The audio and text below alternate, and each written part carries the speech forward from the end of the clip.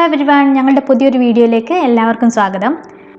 Periyar tiger resort ട്രിപ്പിൻ്റെ സമയത്ത് ഞങ്ങൾ താമസിച്ചിട്ടുള്ള bamboo groove എന്ന് പറഞ്ഞിട്ടുള്ള ഒരു മീഡിയം ലെവൽ റിസോർട്ടിനെ പറ്റിയാണ് ഇന്നത്തെ വീഡിയോ. ഒരു റിവ്യൂ ആണ് ഞാൻ ഉദ്ദേശിക്കുന്നത്.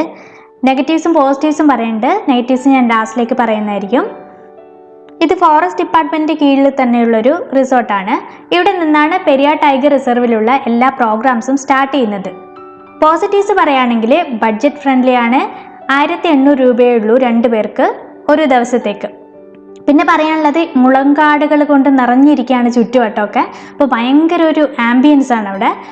പല റെയർ ബേർഡ്സും കുഞ്ഞു കുഞ്ഞു ആനിമൽസൊക്കെ നമുക്ക് നമ്മുടെ സറൗണ്ടിങ്സിൽ തന്നെ കാണാൻ പറ്റും.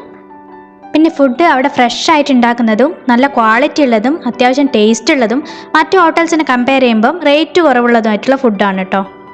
ഇനി നെഗറ്റീവ്സ് പറയുകയാണെങ്കിൽ മെയിൻ്റെനൻസ് ഇച്ചിരി മോശമാണ്. ടോയ്ലറ്റ്സ് ഒന്നും അത്ര ക്ലീൻ ഒന്നും ആയിരുന്നില്ല. പൈപ്പിൽ വരുന്ന വെള്ളം ഒരു മണ്ണ് കലർന്ന പോലെയുള്ളതൊക്കെ ആയിരുന്നു.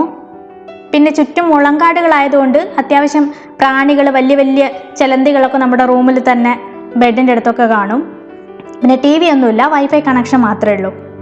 വേറൊരു ബുദ്ധിമുട്ട് ഉണ്ടായത് എന്താണെന്ന് വെച്ചാൽ, അത്യാവശ്യം കരിങ്കുരങ്ങുകൾ ഒരുപാടെണ്ണം ചുറ്റുവട്ടത്ത് തന്നെ ഉണ്ട്. അപ്പോൾ ഒരു ദിവസം എല്ലാം കൂടെ റൂഫിൻ്റെ മുകളിൽ കയറി ഭയങ്കര ബഹളം വയ്ക്കലൊക്കെ ആയിരുന്നു. കുറച്ച് കഴിഞ്ഞ് ഞങ്ങൾ വാതിൽ തുറന്ന് നോക്കിയപ്പോൾ മൊത്തം നമ്മുടെ വരാന്തയിലും ഒക്കെ മലമൂത്ര വിസർജനം ചെയ്തു വെച്ചിട്ടുണ്ട്. അപ്പോൾ ഞങ്ങൾ അപ്പം തന്നെ റിസപ്ഷനിൽ വിളിച്ച് പറഞ്ഞു, അവർ ആളെ വിട്ട് ക്ലീൻ ചെയ്യിപ്പിച്ചു. പക്ഷെ ഞങ്ങൾ 3 ദിവസം അവിടെ താമസിച്ചിട്ടും ഒരു ദിവസം പോലും ബാത്റൂമോ റൂമോ ഒന്നും ക്ലീൻ ചെയ്യാൻ ആരും വന്നിട്ടുണ്ടായില്ല. പിന്നെ ഫുഡിൻ്റെ ഒരു ബുദ്ധിമുട്ട് പറയുകയാണെങ്കിൽ, നമ്മൾ ഓരോ ദിവസവും ഓരോ നേരത്തേക്കും പ്രത്യേകം റെസ്റ്റോറൻറ്റിൽ പോയിട്ട് നമുക്ക് ഭക്ഷണം വേണം എന്നുള്ള കാര്യം ഇൻഫോം ചെയ്യണം, അല്ലെങ്കിൽ നമുക്ക് ഫുഡ് കിട്ടില്ല. 1-2 ദിവസങ്ങളിൽ ഞങ്ങൾ രാവിലെ ട്രെക്കിംഗ് ഉള്ള സമയത്ത് മറന്നുപോയി മുൻകൂട്ടി പറയാൻ വേണ്ടിയിട്ട്. അപ്പോൾ അന്ന് ഞങ്ങൾക്ക് അവിടുന്ന് ഫുഡ് കിട്ടിയില്ല. അപ്പോൾ ഞങ്ങൾ പുറത്ത് ഹോട്ടൽസ് കുറച്ച് ദൂരെയാണ്, അങ്ങോട്ട് നടന്നു പോയിട്ട് കഴിക്കേണ്ടി വന്നു. ഫുഡ് 1800 പെടില്ല, അത് സെപ്പറേറ്റ് പേ ചെയ്യണം. പിന്നെ സ്ഥിരം സർക്കാർ ഓഫീസുകളിലൊക്കെ കാണുന്ന പോലെയുള്ളൊരു അനാസ്ഥ ചില കാര്യങ്ങളിലൊക്കെ ഉണ്ട്.